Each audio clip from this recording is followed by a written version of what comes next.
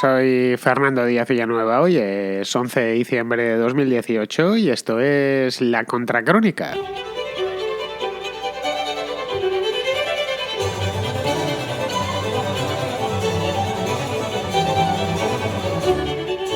Han pasado ya más de 2 meses desde que Jamal Khashoggi fue asesinado y descuartizado en el consulado saudí de Estambul. Insisto en lo de descuartizado porque no se limitaron a matar a este pobre hombre, sino que además luego le hicieron pedazos literalmente y lo encerraron en una maleta. No se sabe muy bien qué terminó siendo con él, si lo enterraron en el jardín, en fin, una auténtica atrocidad. Bueno, pues hace ya más de 2 meses de aquello. Esto desapareció, creo recordar, el día 2 de octubre, estamos a 11 de diciembre, y nada ha cambiado en las relaciones entre Estados Unidos y Riyadh. Esto es algo que pues anda mucha gente preguntándose cómo es posible que Estados Unidos no diga nada. Algo dijo en el pasado, hace 2 meses aproximadamente, un par de días después. Donald Trump en concreto se limitó a condenarlo, con la boca pequeña, eso sí, en su momento, y el asunto desde entonces ha tratado de olvidarse. Sí, evidentemente ha tratado, quiero decir, con esto no significa que se haya olvidado. Es más, en la Casa Blanca y en sus aledaños, cada vez que alguien pregunta Khashoggi o quién es Khashoggi, pues la gente mira hacia otro lado, por lo menos los interesados, como haciéndose los tontos, porque realmente es un asunto demasiado complicado y que nadie en el entorno de Donald Trump ni del poder norteamericano quiere tratar porque les interpela directamente. Evidentemente, tanto la CIA como el Departamento de Estado están convencidos de que la orden de liquidar a este hombre, a Jamal Khashoggi, un colaborador, entre otras cosas, del Washington Post, partió del príncipe heredero de Mohammed bin Salman, pero un silencio espeso reina por doquier en Washington, y no solo en Washington, sino en prácticamente todas las cancillerías europeas. Yo estoy seguro que de tratarse de otro país estarían exigiendo responsabilidades.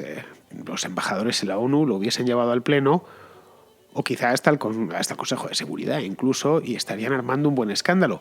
Pero no así con Arabia Saudita. Vamos a ver por qué.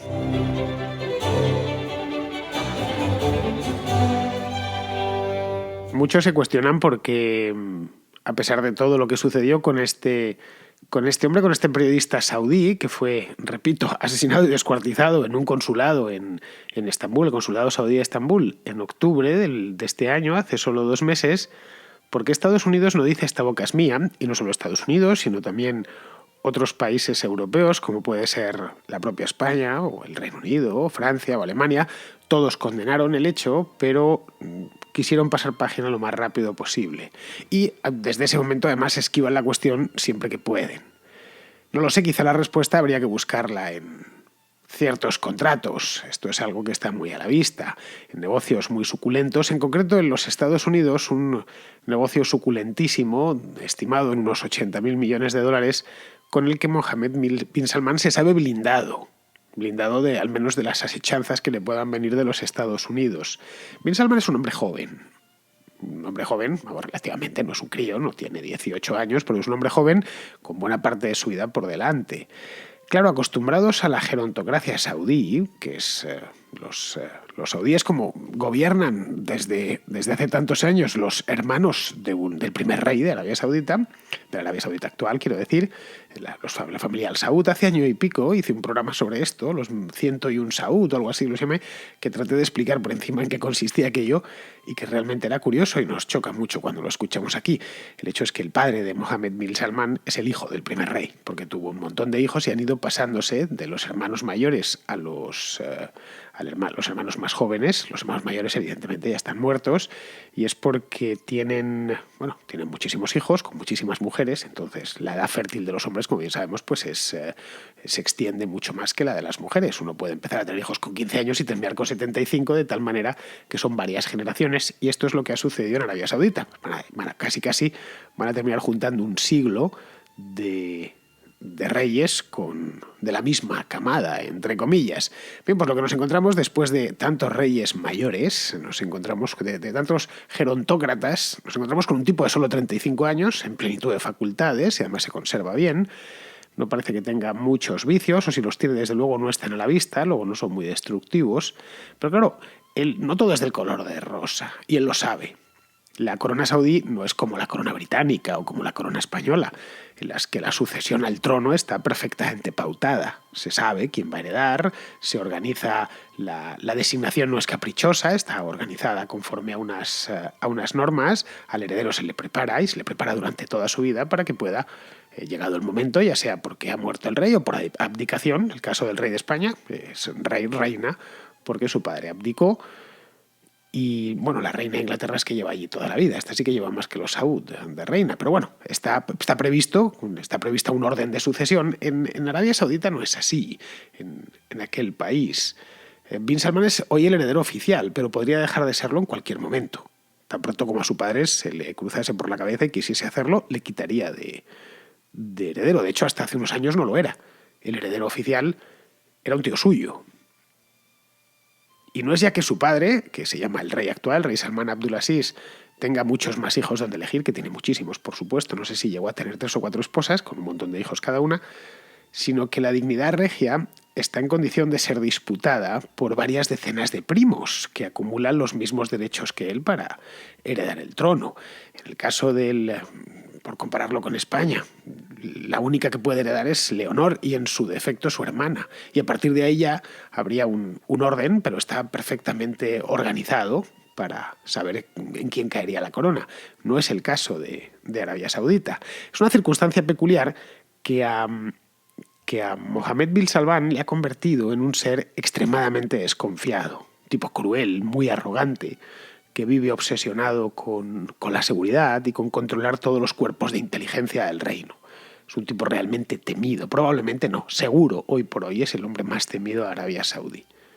Al parecer no hay conversación que no escuche, tiene todo el país sembrado de escuchas, tiene vigilados a todos los ministros, a todos los príncipes, hay un montón de príncipes no sé si cientos, si miles, pero desde luego cientos, a todo aquel que tenga un poco de poder dentro del país lo tiene vigilado, no hay movimiento que no registre, dispone de una red de espías y de informadores gigantesca y puede permitírselo además porque en el frente interior disfruta de un poder omnímodo, mayor incluso que el de su padre.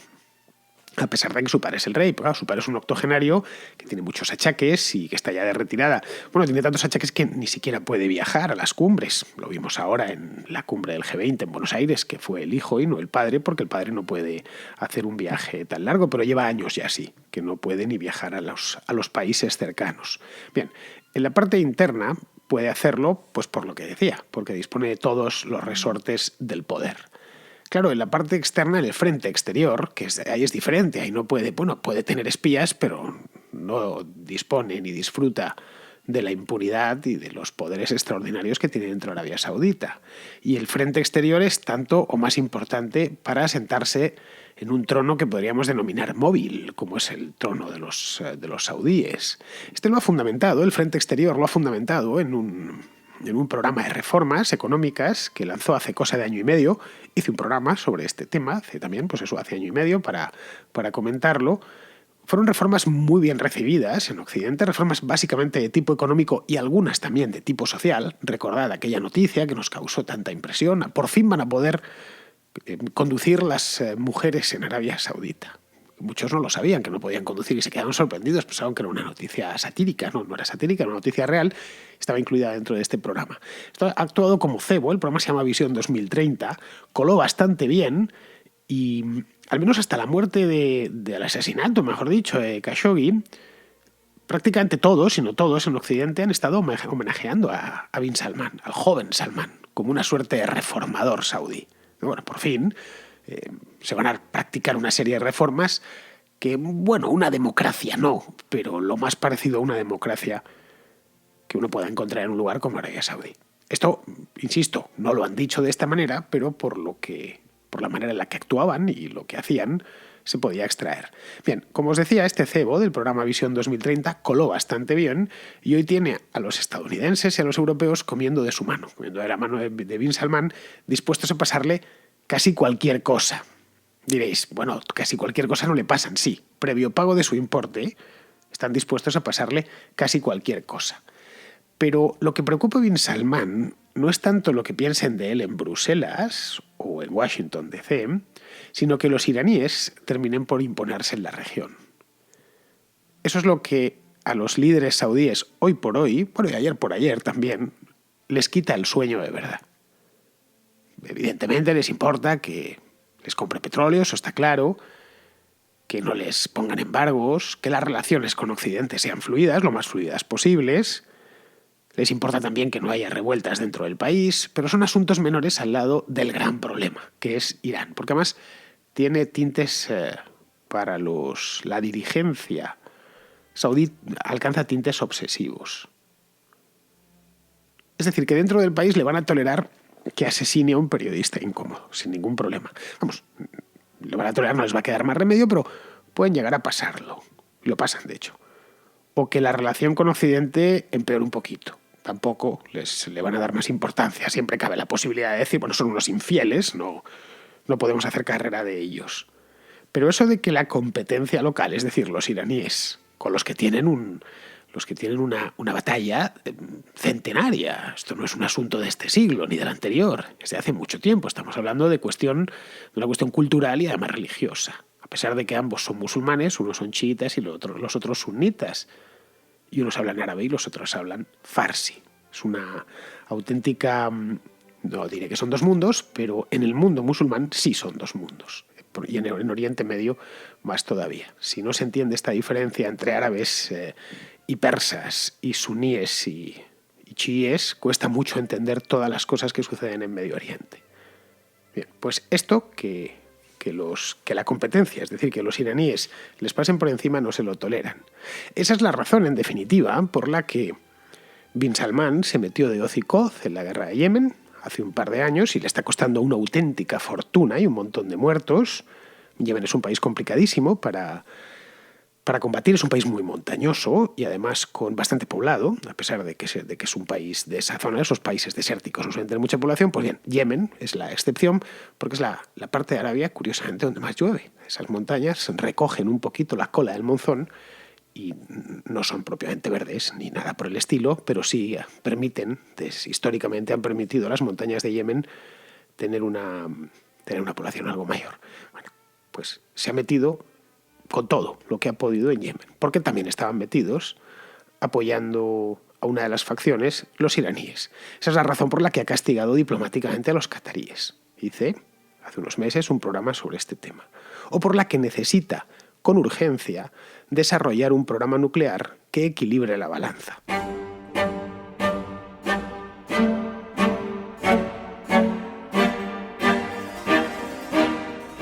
Pero, claro, fabricar armas nucleares no está al alcance de cualquiera.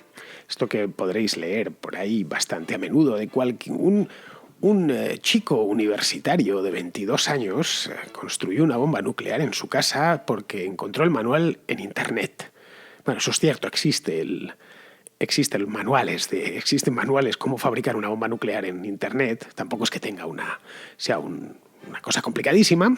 Evidentemente para un físico, los que no lo somos, nos parecería construir una bomba nuclear pues poco menos que imposible. Pero aparte de eso, se necesitan esos conocimientos técnicos y muy específicos, se necesita infraestructura, que ningún estudiante de 22 años la tiene, y sobre todo se necesita mucho dinero.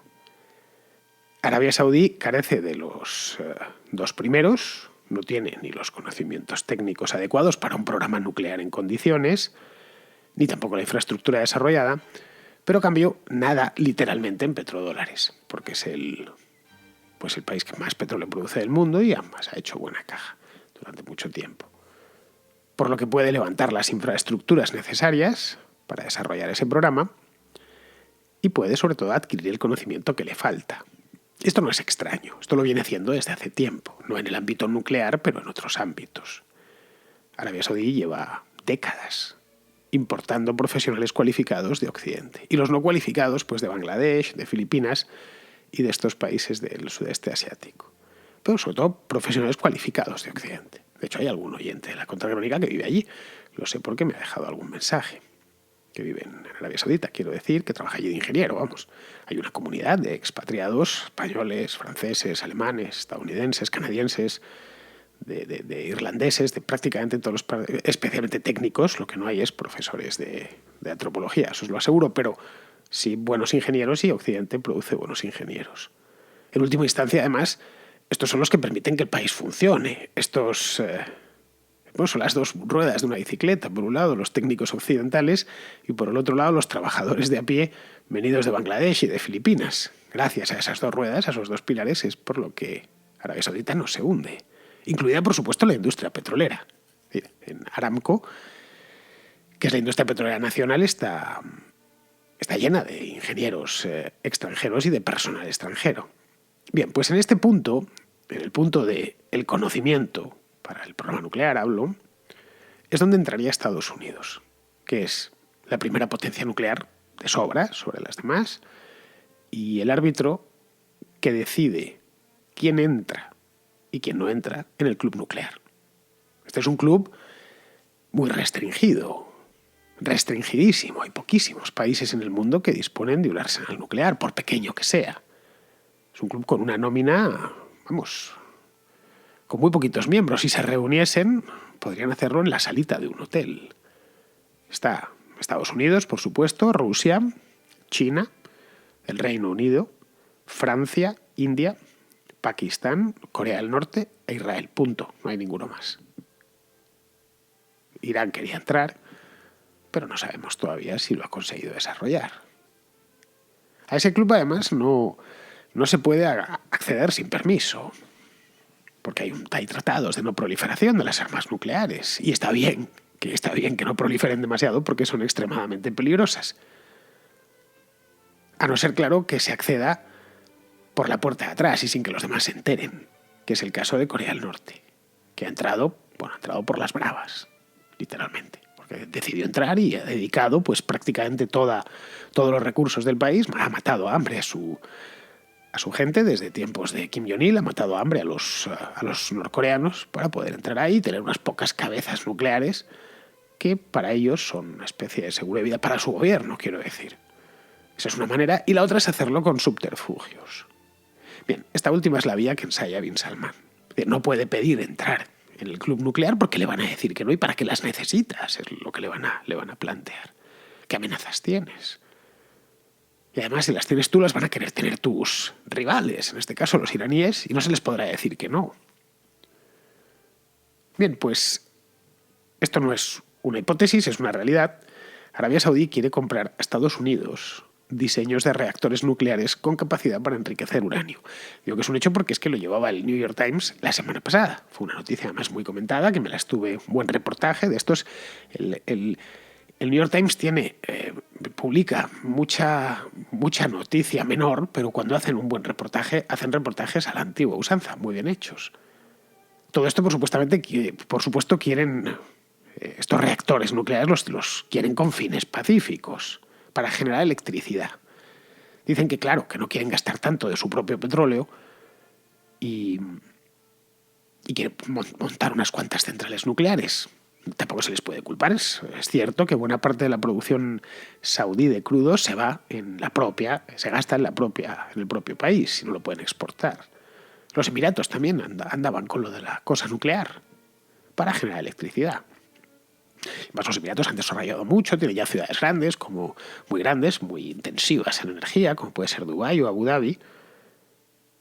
Y la mejor manera de generar mucha electricidad a precio bajo pues es la nuclear. Los reactores sirven para generar electricidad, lo sabemos todos, pero tener la posibilidad de enriquecer uranio es un guiño a Irán, que está en lo mismo, en el enriquecimiento de uranio.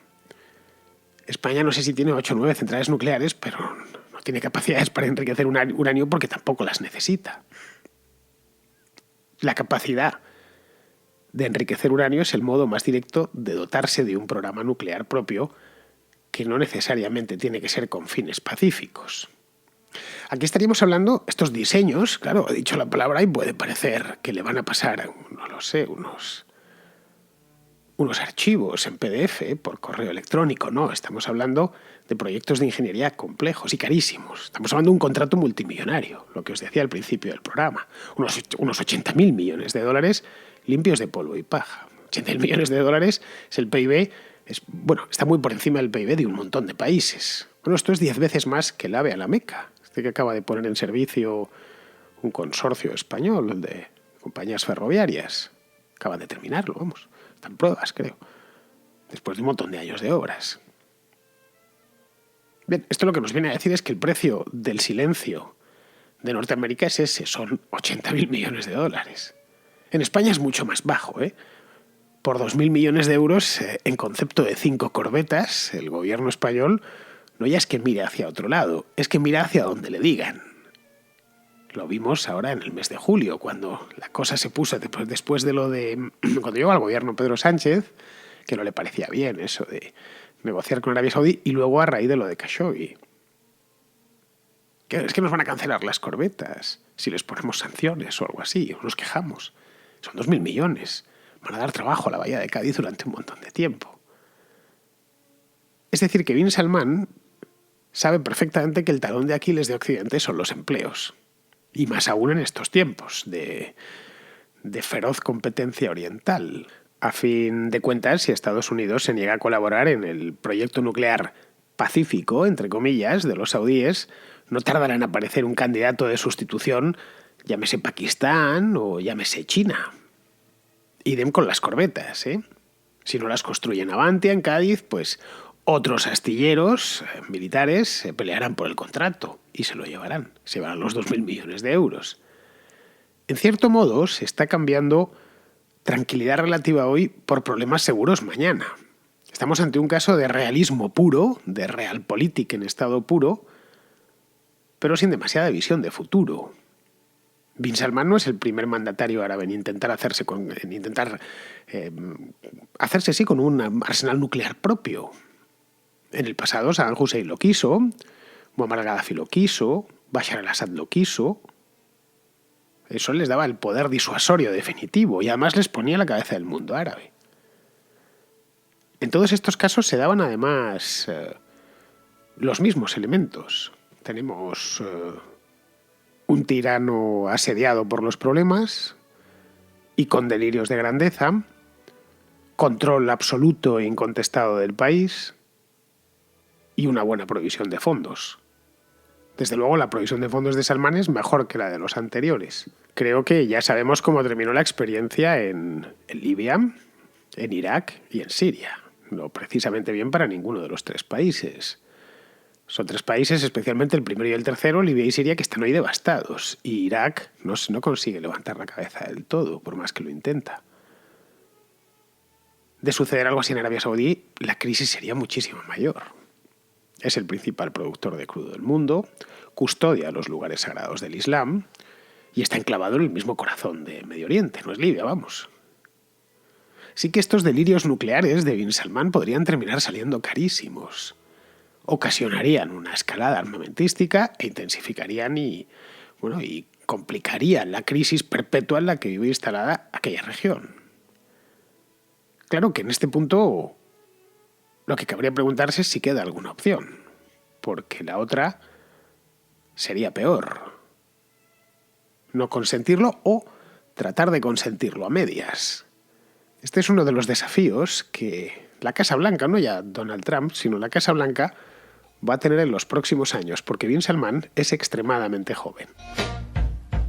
Noticias Mierder.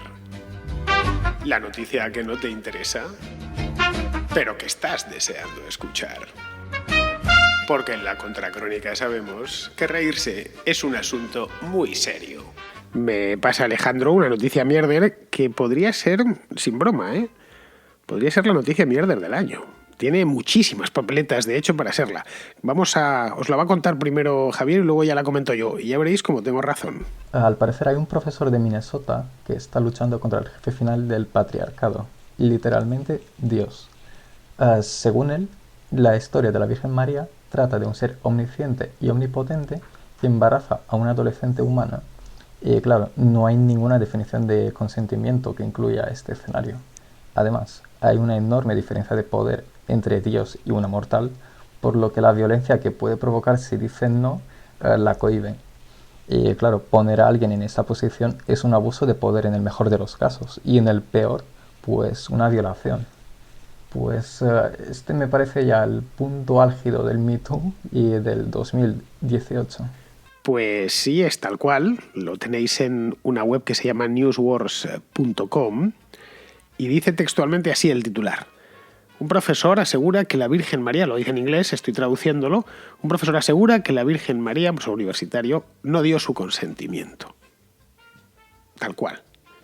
Pues repaso un poquito por encima. Un profesor de Minnesota sugirió en una serie de tweets que la Virgen María no aceptó la concepción de Jesucristo y sugirió que Dios pudo haber actuado de manera predatoria. La Universidad Estatal de Minnesota, un profesor de esta universidad, el profesor de Psicología y Terapeuta Sexual, el doctor Eric Sprankle, criticó la historia de la Virgen María en un tuit el lunes, lo que sugiere que la Virgen María no aceptó ser, traduzcámoslo así, impregnada por Dios. Entonces dice el tipo, la historia del nacimiento virginal es sobre una deidad omnisciente y omnipotente que impregna a un adolescente humano. No hay una definición de consentimiento que incluya ese escenario. Felices fiestas. Y el tipo se quedó tan a gusto. Bueno, esto es lo que dice el tal Sprankle. Lo cierto es que sí hubo consentimiento. Esa es la verdad. Al menos estamos hablando de algo que no sabemos si sucedió. Es un texto sagrado. Aquí no quedaron grabaciones de esto. No sabemos si realmente se produjo. Los creyentes evidentemente lo creen, como es lógico. Pero los no creyentes lo tenemos como casi algo literario, pero es que incluso en la narración literaria hubo consentimiento. Es decir, tomándolo por hechos que nunca sucedieron, pero habida cuenta del relato bíblico, hubo consentimiento. Vamos a las fuentes, que es lo mejor. Antes de ir a Sprankle, vamos a las fuentes. Vamos al Evangelio según San Lucas 1, versículos del 26 al 38. Los tengo delante, he ido por la Biblia, pues yo tengo una Biblia en casa. Dice lo siguiente, la tengo aquí, del 26 al 38, perdón. Dice, al sexto mes fue enviado por Dios el ángel Gabriel a una ciudad de Galilea llamada Nazaret. A una virgen desposada con un hombre llamado José de la casa de David, el nombre de la virgen era María. Y entrando le dijo, alégrate, llena eres de gracia, el Señor está contigo. Ella se conturbó por estas palabras y discurría qué significaría aquel saludo. El ángel le dijo, no temas, María, porque has hallado gracia delante de Dios. Vas a concebir en el seno y vas a dar a luz a un hijo a quien pondrás por nombre Jesús. Él será grande y será llamado Hijo del Altísimo y el Señor Dios le dará el trono de David, su padre. Reinará sobre la casa de Jacob por los siglos de los siglos y su reino no tendrá fin. María respondió al ángel, ¿cómo será esto? Puesto que no conozco varón. El ángel le respondió, el Espíritu Santo vendrá sobre ti y el poder del Altísimo te cubrirá con su sombra. Por eso el que ha de nacer será santo y será llamado Hijo de Dios. Mira, también Isabel, tu pariente, ha concebido un hijo en su vejez y este ya es el sexto mes de aquella que llamaban estéril, porque ninguna cosa es imposible para Dios.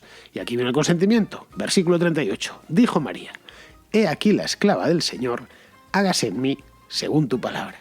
Y el ángel, dejándola, se fue. Bueno, no sé. Sprankle, que como ya he dicho es profesor de psicología y terapeuta sexual, ojo, quizá debería conocer un poco más la Biblia. No digo ya para rezar, sino para no hacer el ridículo. Que menos, por todo un profesor de una universidad del Estado. Bien, vamos ahora con temas más serios, vamos con temas chinescos, llamémoslos así. Hijos de lo de ayer de Huawei, del programa de ayer. Javier desde Taiwán quiere poner su granito de arena sobre este tema. Sin lugar a dudas, la detención de Meng Wanzhou, que tuvo lugar la semana pasada en Canadá, es un episodio más de la guerra comercial. Es sin duda un golpe de autoridad por parte del Donald Trump. Y no seamos ingenuos, efectivamente, Huawei es un riesgo para la amenaza global, no solo de Estados Unidos, sino también para el resto de países del mundo. Todo el mundo sabe que esta empresa tiene vínculos con el Ejército de Liberación Popular y que este ejército no tiene ningún escrúpulo. Bien, dicho esto, llama la atención que el gobierno chino no ha tenido una reacción especialmente vehemente. Sí, ha llamado a consultas al embajador de Estados Unidos en Pekín, le ha recriminado esta detención al gobierno canadiense, pero esto no ha escalado en una crisis diplomática de primer orden. ¿Y qué nos indica esto? Bueno, hay un elemento fundamental en la negociación entre el equipo de Donald Trump y el de Xi Jinping, que es la disputa interna por el poder dentro del propio Partido Comunista. Y es que desde que Xi Jinping es presidente de la República Popular de China, ha llevado a cabo una purga que se ha llevado por delante a nada más y nada menos que más de 1 millón de miembros del Partido Comunista y del Ejército de Liberación Popular. Y es que Huawei se forjó durante la época de Jiang Zemin, que es el rival a muerte de Xi Jinping. Por lo tanto, para Xi Jinping es más que probable que esta detención, lejos de ser una mala noticia, sea una buena noticia, ya que se quita a un rival. Y tengamos claro, Xi Jinping no quiere que China domine el mundo, quiere tener más poder y desde luego lo que no quiere ni desea en absoluto es que sean sus rivales los que dominen el mundo. Por eso es más que probable que esta detención sea beneficiosa para los intereses de Trump, pero sospecho que también lo ha sido para los intereses de Xi Jinping. Pues muchas gracias, Javier. Es una buena aproximación. Tengo otra llamada sobre no exactamente sobre esta historia, pero sí sobre China, y la tenía de ayer y no me cupo. Hoy quiero que me quepa. Vamos ahora con Alejandro, que hace una reflexión una reflexión muy buena, por cierto, sobre las relaciones entre España y China. Y al hilo de esto quería recordar una conferencia a la que asistí de Eugenio Bregolat, creo que se llama, que fue embajador muchos años en China de España. Y bueno, nos contaba al fin y al cabo que China, una de las cosas que no olvidaba era el buen comportamiento del gobierno español tras los sucesos de Tiananmen, tras la masacre de Tiananmen. Evidentemente España, en el marco de la Comunidad Europea, que pertenecía entonces, la Unión Europea ahora, hubo de aplicar las sanciones económicas que aplicaron el resto de países, pero con la diferencia de que España fue más partidario de no ser tan duros, ¿no?, con China, de no ser demasiado estrictos, en principio con la excusa de no entorpecer su crecimiento económico. De hecho, ese mismo año creo recordar que vino Li Peng a España, y lo que es seguro es que al año siguiente fue Felipe González el que visitó la República Popular China en un momento muy delicado para el país. No estaba en esta inflación, pero era un momento pues con mucho paro, una situación de inflación bastante fuerte. Era un momento delicado. No era todavía China la potencia económica que es, más que potencialmente, valga la redundancia. Quizá en aquel momento fue un comportamiento mezquino el de España, o así me lo pareció a mí en aquel entonces, aunque realmente al final las relaciones internacionales pues funcionan así, ¿no? Toda esta indignación internacional se terminó disolviendo como un azucarillo en el business. Y como diría Pizarro, con mayor aprovechamiento además por parte de otros jugadores que no fueron España. Pero aún así, los chinos o su gobierno son viejos elefantes que no olvidan a los primeros que perdonaron sus pecados, por así decirlo. Pues muy interesante lo que nos cuentas, Alejandro. Este programa, la verdad, me harto de decirlo, tiene unos oyentes que no se puede aguantar, ¿eh? Es una auténtica delicia. Bien, pues de un Alejandro nos vamos a otro, esta vez al Alejandro más conocido como Pizarro, que cierra el programa de hoy con un comentario sobre, esta vez sí, lo de Huawei. Las empresas han de acatar las leyes de los países en donde operan y asumir los cambios de legislación que los gobiernos de dichos países implementen. Las empresas chinas, además, han de acatar las órdenes directas de su dictadura. Poner en el mercado empresas exitosas con datos opacos e intenciones oscuras afecta a uno de los activos empresariales más importantes, la confianza. Entendiendo que la dictadura quiere abrir los bolsillos del mundo, pero ni un solo cerrojo chino, se entiende también que China es una potencia por su poder de producción y que está en potencia por su capacidad para llegar a ser. Es una potencia económica y es un crack en potencia. Es una potencia política y es una revuelta en potencia. Mientras que la realidad de su poderío es palpable, la amenaza de su colapso es una sospecha que las sonrisas de sus miserables gobernantes no son capaces de disipar. Huawei será o no culpable. Lo que no ha sido nunca es transparente.